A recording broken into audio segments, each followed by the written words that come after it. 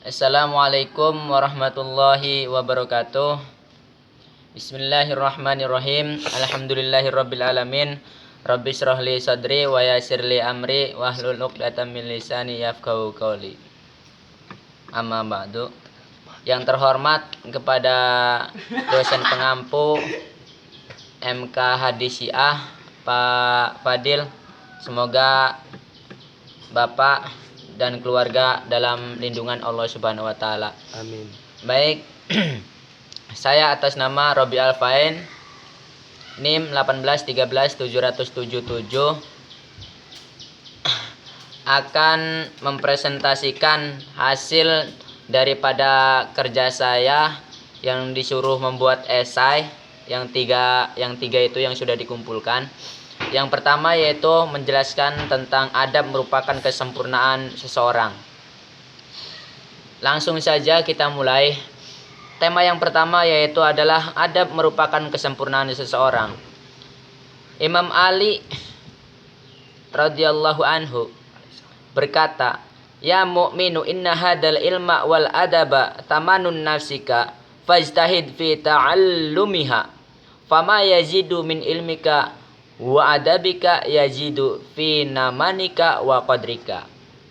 Diriwayatkan dari Imam Ali radhiyallahu anhu, imamnya orang-orang Syiah, "Wahai mukmin, sesungguhnya ilmu dan adab merupakan nilai dirimu.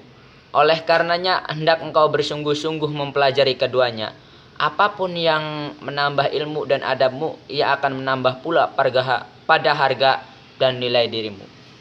Jelas dari hadis ini bahwa ini menunjukkan keunggulan bagi seseorang yang berilmu. Jadi keutamaan orang yang berilmu itu sangatlah banyak. Sangatlah banyak. Salah satunya Allah Subhanahu wa taala akan mengangkatkan derajatnya. Orang yang berilmu dengan orang yang bodoh itu tidak sama. Orang yang berilmu pun harus mempunyai adab. Karena apa? Jika seperti yang dikatakan oleh Syekh Abdul Qadir Jailani qaddasallahu sirrah, beliau mengatakan, "Aku lebih menghargai orang yang beradab dibandingkan dengan orang yang berilmu." Sebab apa Syekh Abdul Qadir menghargai orang yang beradab dibanding orang yang berilmu? Orang yang beradab itu sudah pasti berilmu. Orang yang berilmu belum tentu beradab. Siapa contohnya? Iblis. Iblis adalah orang yang memiliki segalanya.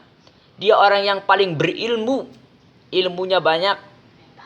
Akan tetapi apa? Iblis tidak mempunyai adab. Iblis mempunyai sifat rasa sombong dalam hatinya. Sehingga timbullah merasa dirinya, akulah segalanya. Aku lebih baik dari segalanya. Aku lebih baik dari siapapun. Maka dari situlah iblis dikutuk menjadi ciptaan Tuhan yang terkutuk, yang paling hina. Itu penjelasan tentang adab merupakan kesempurnaan seseorang. Jadi jikalau seseorang itu sudah memiliki adab, ilmunya sudah banyak, sudah pasti beradab, nanti seseorang itu akan bernilai tinggi. Allah Subhanahu wa taala akan mengangkatkan derajat orang-orang itu. Sesuai dengan perkataan Imam Ali yang tadi, begitu. Makanya apa? Orang-orang terdahulu, para ulama terdahulu, khususnya ulama-ulama Syiah juga banyak yang mengedepankan adabnya, mengedepankan akhlaknya, begitu, dibandingkan dengan mengedepankan ilmu. Itu penjelasan esai yang pertama. Jikalau masih ada yang menjanggal dalam hati ataupun kurang dipahami, ya mohon dimaafkan, jangan ditanya, soalnya saya masih awam gitu. Untuk esai yang kedua. Esai yang kedua itu menjelaskan tentang kecintaan kita terhadap saudaranya.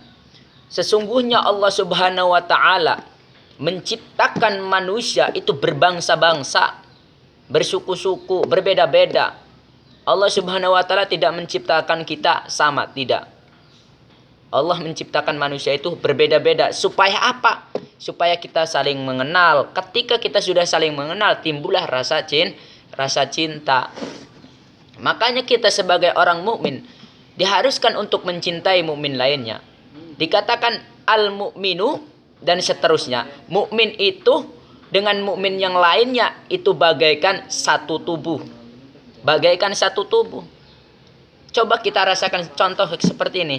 Kalau satu tubuh, mukmin dengan yang lainnya itu adalah satu tubuh. Jikalau mukmin yang satu merasakan sakit, maka yang mukmin yang satunya juga akan merasakan sakit. Itulah yang dinamakan satu tubuh. Jikalau mukmin yang satunya itu merasakan kebahagiaan, mukmin yang lainnya pun akan merasakan kebahagiaan, begitu. Makanya patut kita untuk mencintai saudara kita sendiri. Dalam hadis Imam Ali berkata, la yakunu ahuka aqwa minka ala mawaddatihi. Janganlah saudaramu lebih kuat darimu dalam kecintaannya kepadamu. Mengapa bisa begitu? Jangan sampai saudara kita itu kecintaannya lebih kuat daripada kita. Kalau saudara kita cintanya lebih kuat daripada kita, kita harus lebih kuat lagi untuk mencintai saudara itu. Mencintai dalam hal apa? Bisa jadi mencintai dalam urusan agama, bisa jadi berkaitan dengan urusan dunia. Terus hadis yang lain berkata, cintailah saudara-saudaramu menurut tingkat ketakwaan. Menurut tingkat ketakwaan. Kalau orang mukmin itu tingkat takwanya sudah tingkatan dewa begitu. Sudah tinggi, sudah marifat ke Gusti Allah.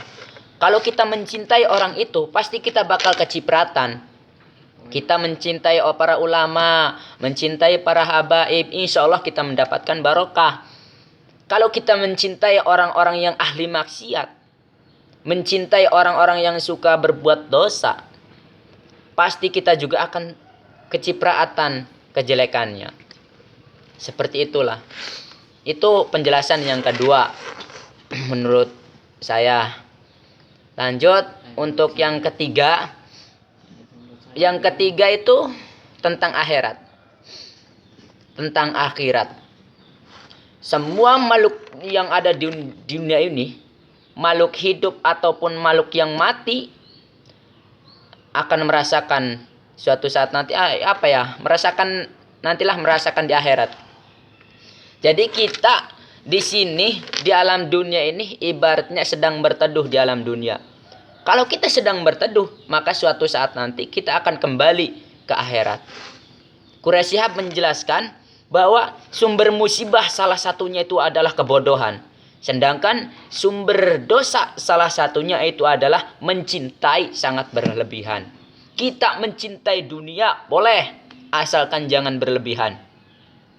Kalau hidup di dunia terlalu mengejar urusan dunia, urusan akhirat pasti akan ditinggalkan. Mengejar cinta dunia itu ibarat mengejar bayangan. Bayangan kok dikejar-kejar, yang gak bakal kena. Kalau kita mengejar bayangan, itu gak bakal kena. Ibarat kita mengejar dunia, ada yang berhasil, ada yang tidak. Cuman urusan akhirat pasti ketinggalan. Jikalau kita mengejar urusan akhirat, itu sudah pasti kita mendapatkan urusan dunia. Ulama yang lain mengatakan seperti ini. Akhirat itu seperti ibu, dunia itu seperti anaknya. Jikalau kita mendapatkan anaknya, menikahi anaknya, niscaya kita tidak bisa mendapatkan ibunya. Tapi jikalau kita menikahi ibunya, kita sudah pasti dapat anaknya. Begitulah pembahasan tentang akhirat. Jadi dalam Al-Quran juga dijelaskan, ad-dunya mal'un. Mal'unu ma fiha illa dzikrullah wa aliman wa muta'aliman. Dunia itu laknat, dunia itu bejat, dunia itu hina. Dan barang-barang yang ada di dalam dunia. Terkecuali orang-orang yang menyebut Allah, terkecuali orang-orang yang dzikir kepada Allah, orang yang lidahnya selalu dibasahi oleh sholawat, tahlil, tahmid, dan yang lain sebagainya. Dan apa? Dan wa aliman, orang-orang yang berilmu, para kiai, para ulama, para masyayikh, para ustadz, para dosen, gitu. Wa muta'aliman, kita sebagai santri, sebagai mahasiswa, sebagai pelajar. Dan itulah sesuatu yang tidak masuknya apa? Tidak hina. Orang yang belajar ataupun orang yang mengajar juga. Tidak termasuk dalam kategori mal'unun.